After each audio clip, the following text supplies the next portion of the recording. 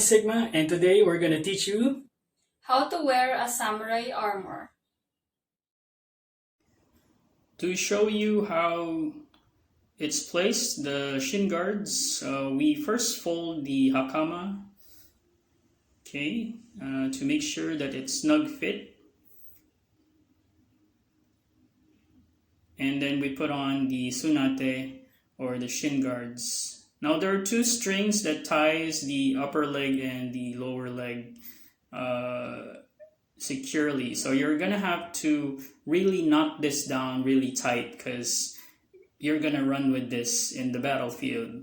Okay, so the knot should be tied really tight, and those strings, okay. This shin guards have silk cloth that goes around the back of the leg. So the silk is some sort of protection from cuts, but it's not gonna fully protect your leg, but at least it's there. Now I'm putting the extra strings and making sure that it doesn't get in the way. Okay, tuck in on the sides. I'm gonna do the same thing on the other leg. Okay, this is the first time my daughter is going to try and put on the armor, so I'm teaching her how to place the armor. Okay, so alright, so the sunate protects your knees and your shins. So if you decide to kick somebody in the battlefield, I'm sure they're gonna remember it and it's gonna leave a mark. So also if if your opponent tries to cut you on the leg, so there's a certain protection that the samurai has. Okay, making sure that he avoids that cut. Although your foot is vulnerable, normally a tabi or a sandal is just worn. Some may wear some leather footwear with these shin guards. Now I'm adjusting the hakama, okay, because if you don't, it will be so constrained, so you need to have some leg room to bend your knees, okay, and so that the hakama won't hinder you. Okay, haidate. We're moving on to this part of the samurai armor. Okay, this is a skirt, which is the leg guards. It protects your thighs. Okay, so the armor plating is at the lower part. Okay, the top part of this armor plating is made from silk. Okay, silk gives you a little bit of protection from getting cut by the sword. Okay, but the plating is geared towards to protect your thighs from stabbing and cutting. Now we proceed to the kote sleeves.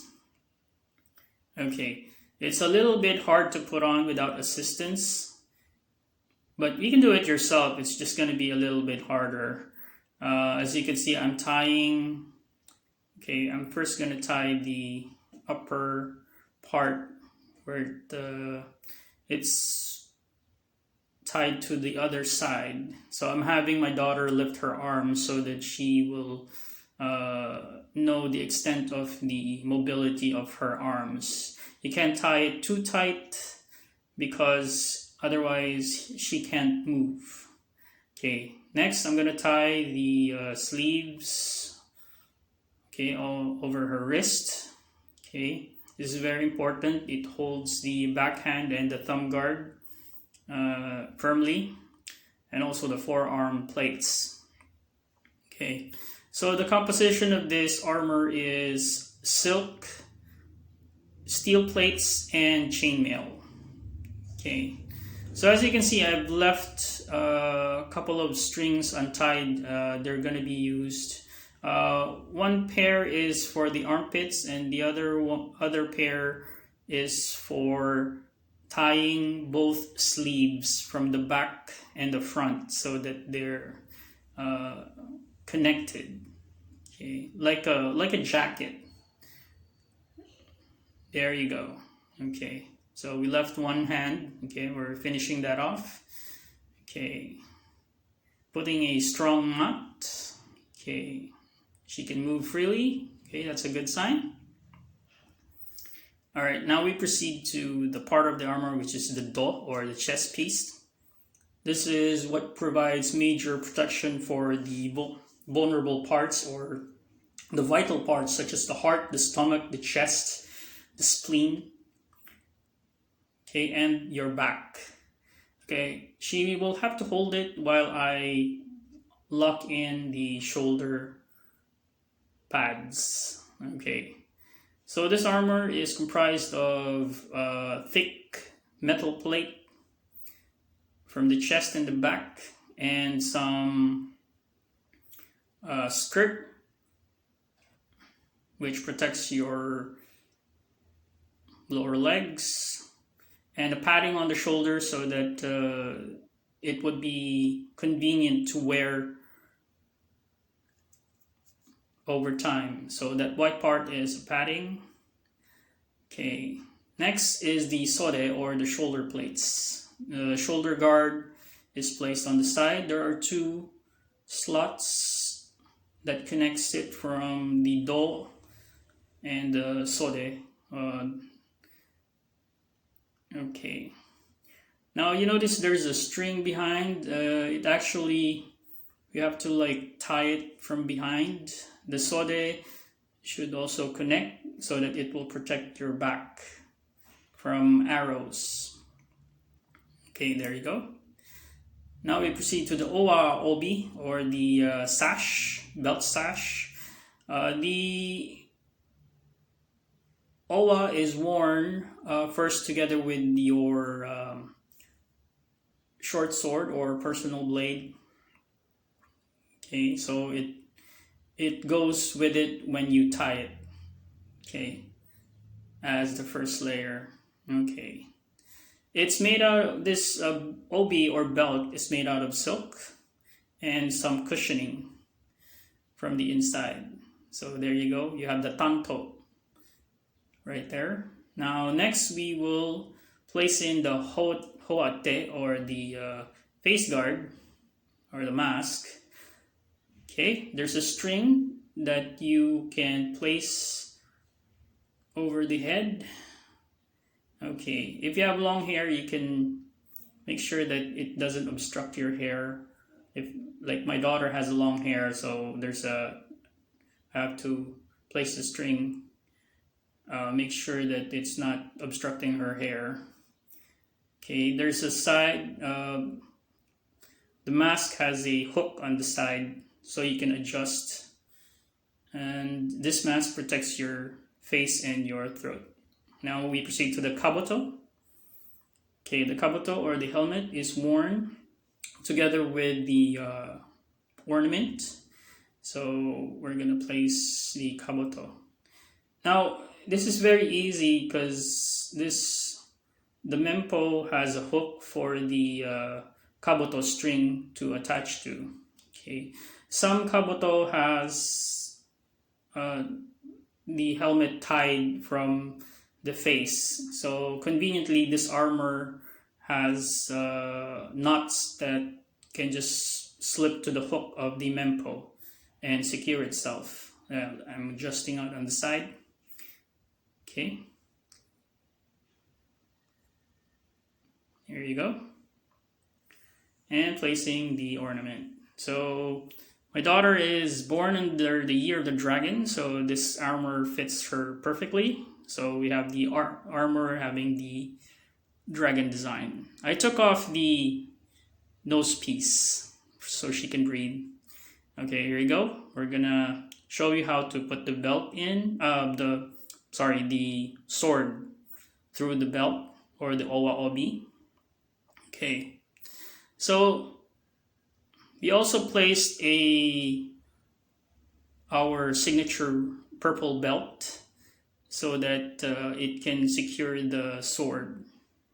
Okay, we placed it around the owa obi. Okay, so it slips in And now we're going to place the sagyo, okay, on the side here. The sagyo attaches the sword scabbard on the belt or the obi of the armor. Okay, so my daughter is holding the samurai sword on hand. Okay, there you go. So this is the samurai armor and how to wear it properly. Okay, so my daughter is just going to try it out with her sword. Okay, this is a real sword, by the way. So, and my daughter is a trained professional handling the sword, so kids don't try this at home. Okay, so she just made a draw and making some stances. Now she'll demonstrate how to put back the sword. Okay, very easy. Okay, let's do that again. Draw the sword with armor.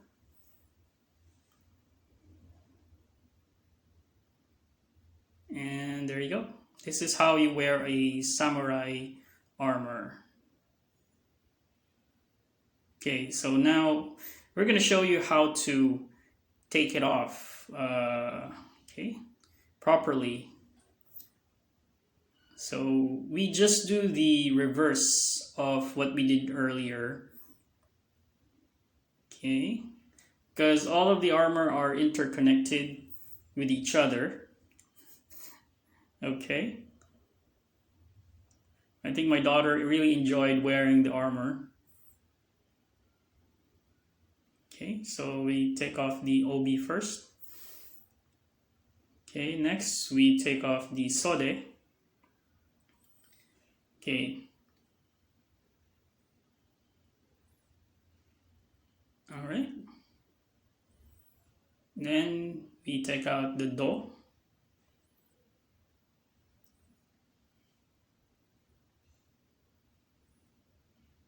Next, we take out the kote sleeves. Okay, we start with the hands because it's tied firmly on the wrist. So we take that off. Next, we proceed to remove the ties to